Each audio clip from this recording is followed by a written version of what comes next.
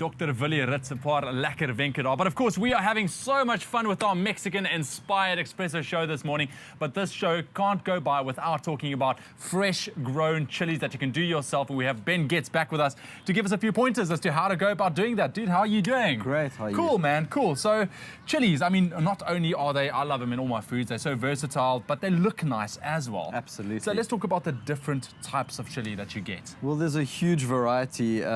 Obviously, you have your standards, your habaneros, which are bell-shaped and orange to red. You have your jalapenos, you have your cayenne peppers. There's pretty much lots of greens, lots of reds, lots of oranges, even purples, lots of different shapes as well, and also different sizes. Love it. And of course, lots of different lots of different levels of spiciness. Intensity, exactly. There's a reason that they're addictive.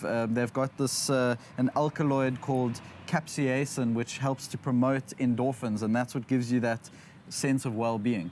Nice, nice. Okay, cool. So let's talk a bit about the ideal growing conditions, because a lot of people out there might want to grow their own chilies at home. As I said, they look nice. If you look at a chili bush, just the colors come out so nicely. So what would be the ideal conditions? Well, well-fertilized soil, in other words, lots of compost, and full sun. They're actually, they pretty much take care of themselves. There aren't many pests out there that are willing to take a bite of a chili. So they take care of themselves, and they're actually really good companions with, for example, we've got 3 chilies planted here, and one example over here as well. And they're very good companions with lettuces and parsley and rocket. The main thing is that they've got full sun and that the soil is rich. So that would be your care instructions. I mean, how about water? I mean, how much water do they need? Pretty much the same as in the summer. If you can water daily or every 2 days, that's absolutely, as long as the soil's well draining. All right. The other care instruction is that although they are annuals, there's 2 ways to approach it. You can either replant every year, or you can keep the same plant, which might last up to 3 years. What you do is, after you've harvested all the chilies, you cut back. And then in the spring, they'll come back again, grow new growth, fresh chilies. All right, cool. So what's the kind of time frame we look from planting your chili to actually harvesting?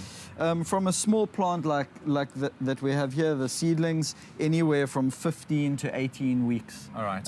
It's fairly quick. It's fairly quick, and then they keep producing for many, many months. That's it. Of course, you have earlier fruiting varieties and later fruiting varieties, but I like in my garden to have quite a large variety of chilies. As you said, they're beautiful, they're colorful, they're good companions, and I'm absolutely addicted to them. So this plant specifically, what type of chili is that? This is a habanero. A habanero. Yeah, which is quite a strong one. Yeah, of course. 7 out of 10. A 7 out of 10. Yeah. Man, when it grows, I'll take you on a challenge. We'll bite into one each. Okay. We might not be able to speak for a minute or two. We'll leave it to the end of our chat. All right, so that's cool, man. Thanks a lot for the tips. Log on to expressoshow.com. You'll find all the details there as how to grow your own chilies. But a little bit earlier on, we spoke about this phenomenon that's happening in Pretoria at the moment, where officials said that they would like to get rid of the jacaranda trees, and that is by, when they die, not to replant them. And we've got some interesting comments from our viewers at home. Let's take a look at these. So the first one came from Margaret Brown, and she says, I am a very proud Praetorian. I say, leave our jacaranda trees alone. They are just one of the things that make Pretoria, Pretoria. And then we have another one, Millicent Kekana. She says, we love jacarandas, but bear in mind that South Africa is an arid country. I say, with this doubling population and jacarandas sucking up our groundwater, we're heading downhill. So she's actually for it. All right. And then we have one from Sasha Foucher. She says, there's no way that Pretoria should lose the trees. I grew up with that. That is Pretoria. Why do we want to take everything away? So that's, once again, iconic thing to Pretoria. People grew up with it. It's been around for ages. That makes Pretoria. And then we have one more comment here. Marion Allison Foster. She says, jacaranda brings hope to students. We used to believe that if you write exams and a jacaranda flower falls on you, the same day it means that you will pass. What will bring hope now if those trees are gone? Very interesting comments right there. Keep those comments coming. We would love to know what you think about it. And your last thoughts on that, man. Keep it, yes, no.